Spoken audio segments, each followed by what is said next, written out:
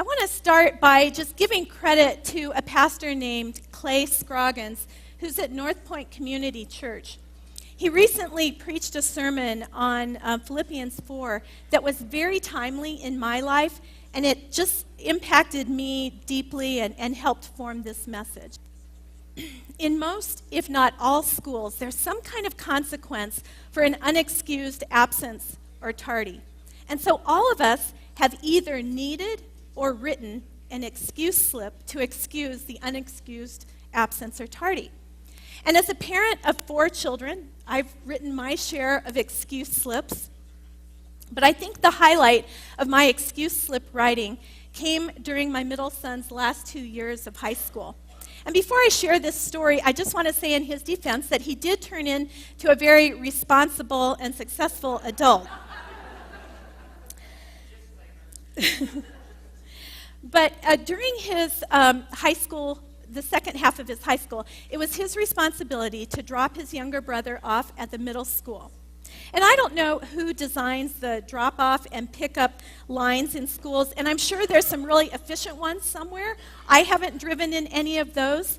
And this one at the middle school where we lived in Berrien Springs was just like a straight, maybe like a half-mile straight road with a lane in and a lane out. And every morning when school was starting and every afternoon when it was over, it was just horrifically congested. And so it came to the point that when they started out the school year, they would get going early enough, and Josh had time to drop Jason off at the middle school and then get to the high school on time. But eventually, Josh started sleeping to the last minute, and then he'd stay in the shower to the last minute, and the mornings became very hectic for the 2 boys. Well, Jason, on the other hand, was always on time to everything that he had control over, and so this was a very frustrating experience for him. And Josh felt that it was unfair and impossible to drop Jason off and then get to school on time, and he was convinced that this was largely due to the fact that all of the parents who dropped their kids off every morning didn't know how to drive.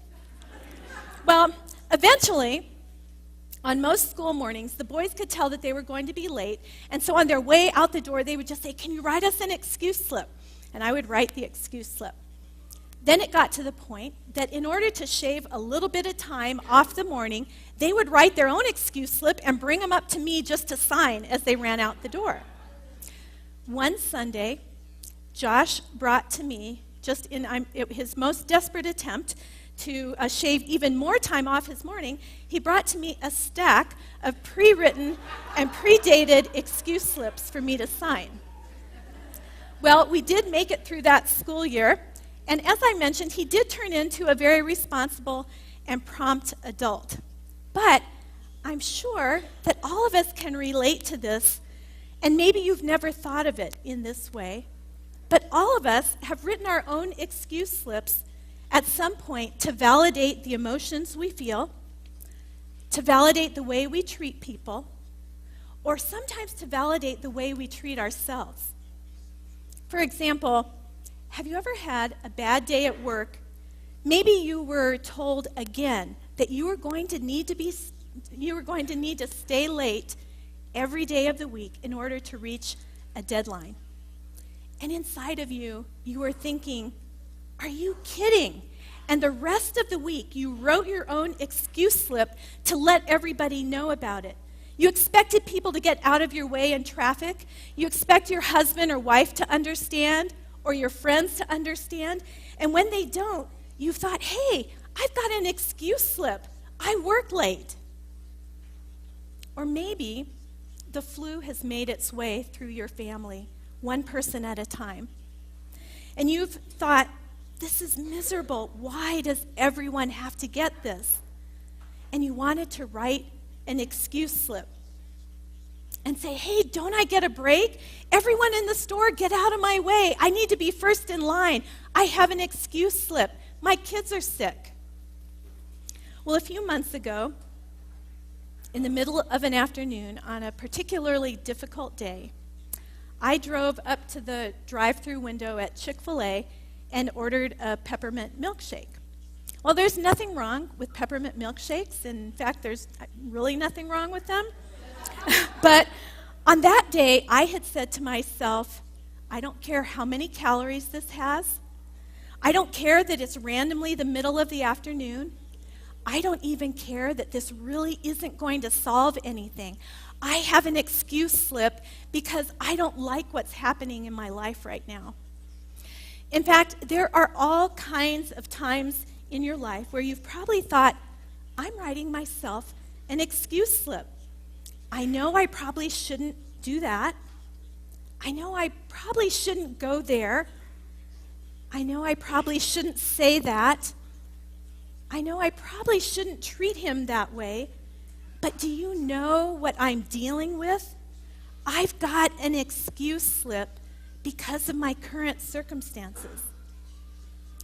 The truth is, our circumstances have the potential to take us captive. And anytime you feel yourself saying, I've got an excuse, right? That is a good indication that your circumstances are taking you captive, and that's not a good place to be. But the Bible has some good news about this, and it's found in a small and powerful book, one of my favorite books of the Bible, the book of Philippians, in chapter 4. So turn to chapter 4 with me, and we're going to begin reading in verse 12.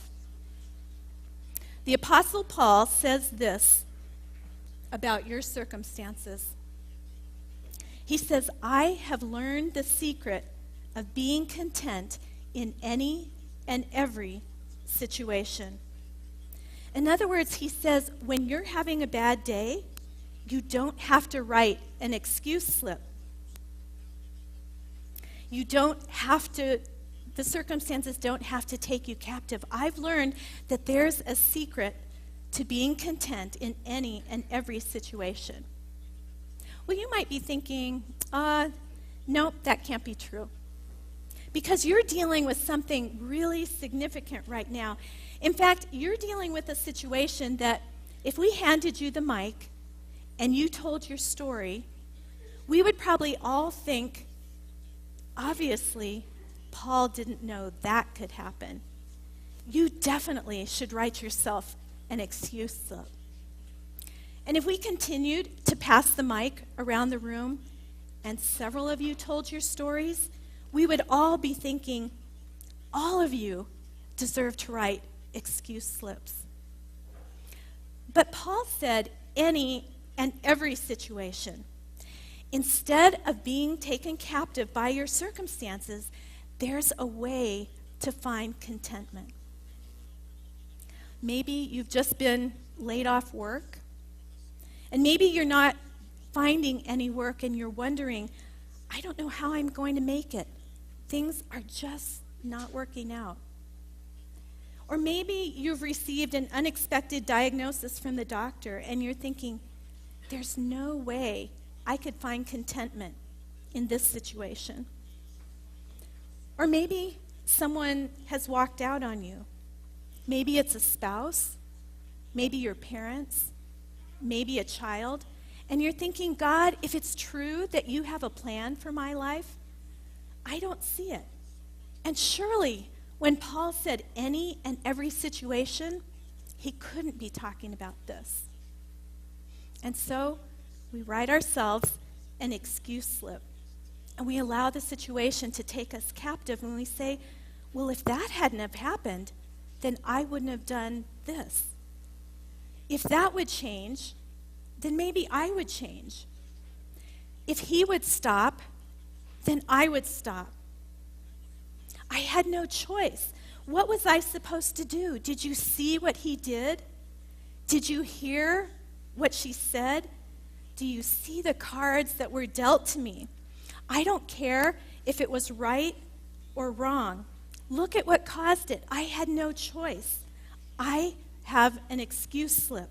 I should be able to do whatever I need to do, or treat him however I need to, or do to myself whatever I need to get through this. But Paul really did say, in any and every situation, there's a way. And it seems like Paul was being genuine. And when you read the verse in context, it seems like maybe he knew something that we don't. And maybe, just maybe, there is a way for you to find contentment in what it is that you're going through. Paul says there's a way, and it's a secret. Not everybody knows it. And for some of you, it's going to be incredibly hopeful because you're dealing with something right now where you're thinking, there's no way in the world that I should be able to find contentment in this situation. But the Bible says otherwise. In fact, here's what Paul's saying.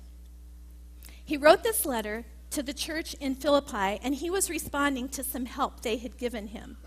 They'd been concerned about him and had sent some money to help support him.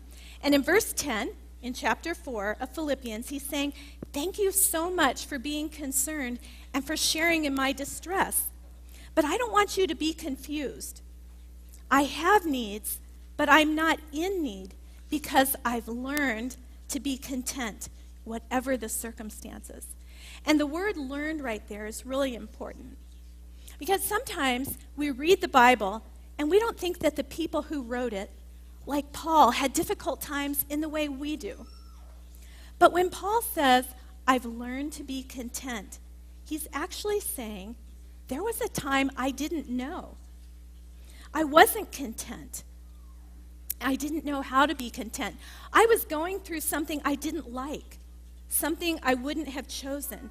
I was going through something that didn't feel good, and I wasn't content. But I've learned. And Paul's saying, when I mean content, I don't mean that the circumstances were okay. I mean that I've learned to be okay while I'm in the circumstances.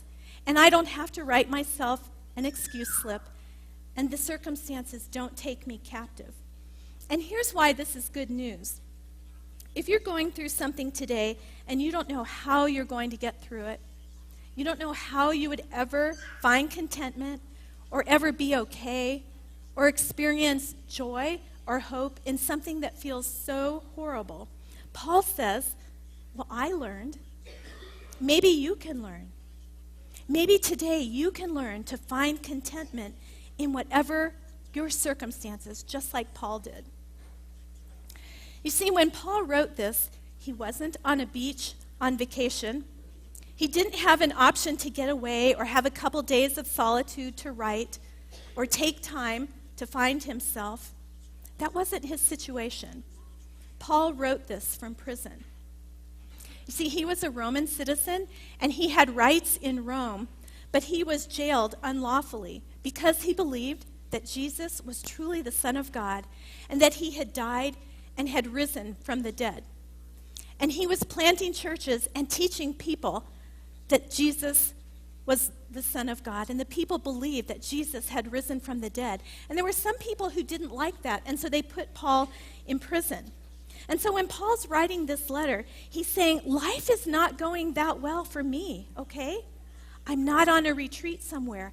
Things are actually pretty rough.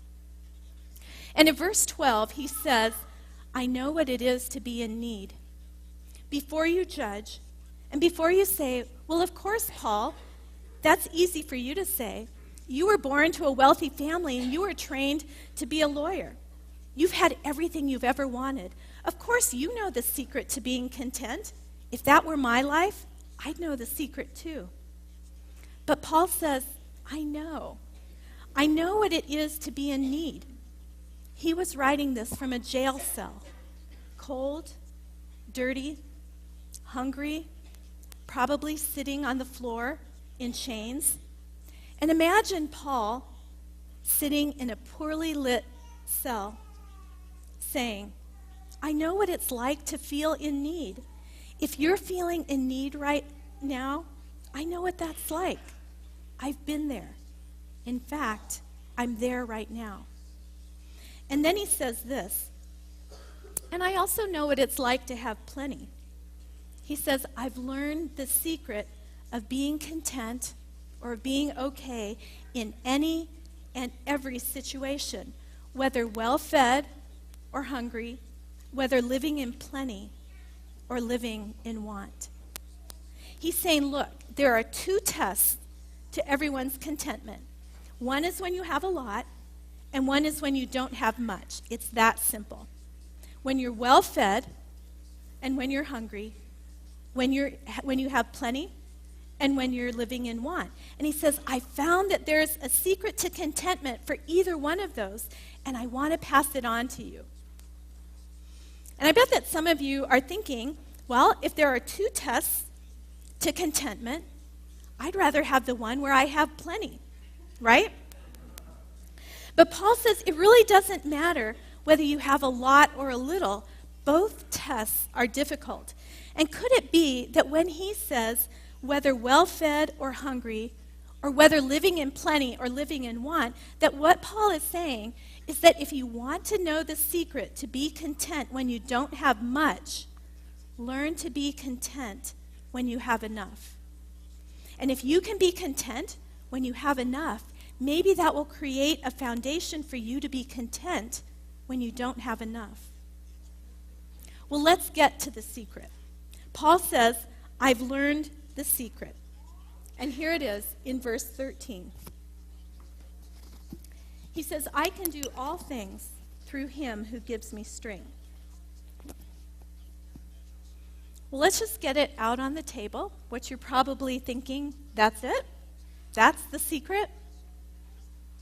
You've heard this verse 100 times, and probably when someone has done some amazing thing, like climb Mount Everest or finished a marathon. But Paul is saying, if you really want to know what it means that I can do all things through Christ who gives me strength, it means you can be in any situation or any circumstance, and you don't have to write an excuse slip for yourself. You don't have to be taken captive. And he's saying you can actually be in any situation and be okay. You can even experience joy and hope when Jesus is giving you strength. You can do anything.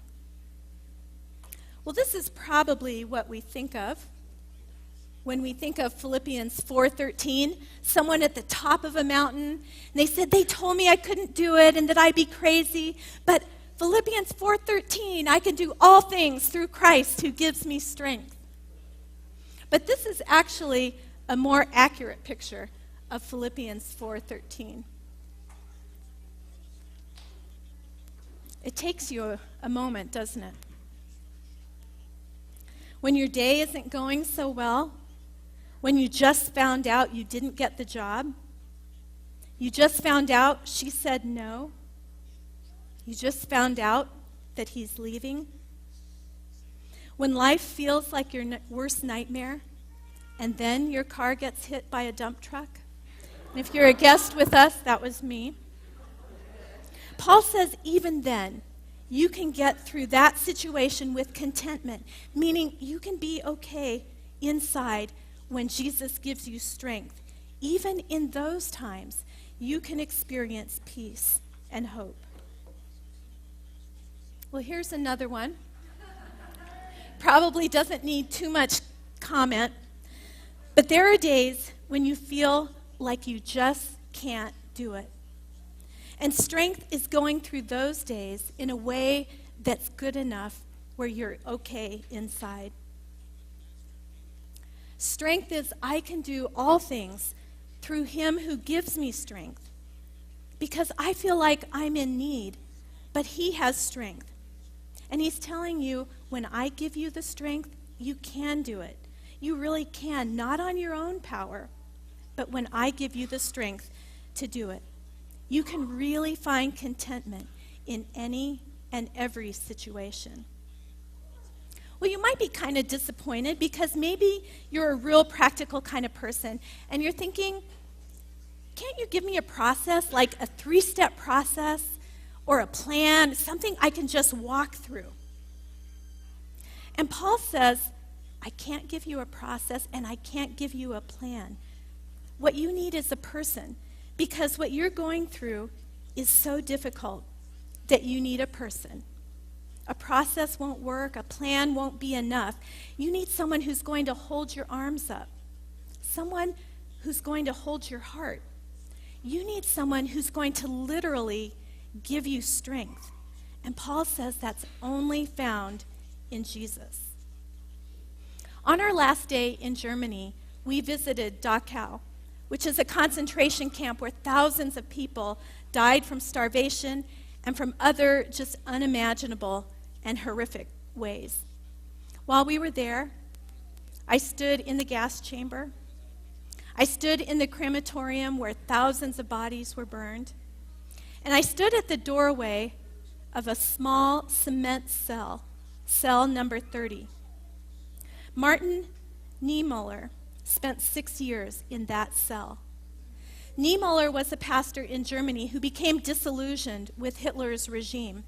And so he started a church where people could worship in the way they wanted. Eventually, he was sent to Dachau. And there was no plan or no process that could get a person through those circumstances. It was only through a person, only through Jesus. In fact, the author of Hebrews put it like this. In Hebrews 12, verses 2 and 3, he said, "Here's what I want you to do when things get tough, when life is not what you would have chosen. Fix your eyes on Jesus, the author and perfecter of your faith, who for the joy set before him endured a cross, despising its shame. Consider him who endured such hostility by sinners, so that you will not grow weary and lose heart." Are you growing weary? Are you losing heart? You might feel like it, and you might want to write an excuse slip, but he says, don't let your circumstances take you captive. As tough as it might be, I'm here to bring you hope. You can do all things through Jesus, who gives you strength. You don't need a plan. You don't need a process. You need a person, and that person is Jesus. Well, my own life is at a place right now where I feel like I'm learning what Paul is talking about, learning the secret of being content or being okay in my circumstances. And some days I feel like I am experiencing strength from Jesus despite circumstances, but other days are just hard and I struggle. Well, recently I came across the story of a man named Ed Dobson. And I thought, if he can find contentment, I can find contentment too. Ed Dobson is an advising editor for the magazine Christianity Today, and he's a consulting editor for Leadership magazine, and he's the former pastor of a megachurch in Grand Rapids, Michigan. In 2000, Ed was diagnosed with ALS, or Lou Gehrig's disease, which is a terminal disease with no known cause or cure. After he was diagnosed, he began worrying about things like his identity, forgiveness, gratitude, and the idea of healing. Eventually, Ed had to quit his job as a pastor, something he loved. And he sank into a time of despair and depression. And he said, I was dying because I had given up. When you're living in fear, every issue is overwhelming. He says suffering is everywhere. It changes us for better or for worse. And he's written a book called Seeing Through the Fog. And in his book, Ed Dobson writes, there are many things for which I am not grateful. I can no longer button the buttons on my shirt.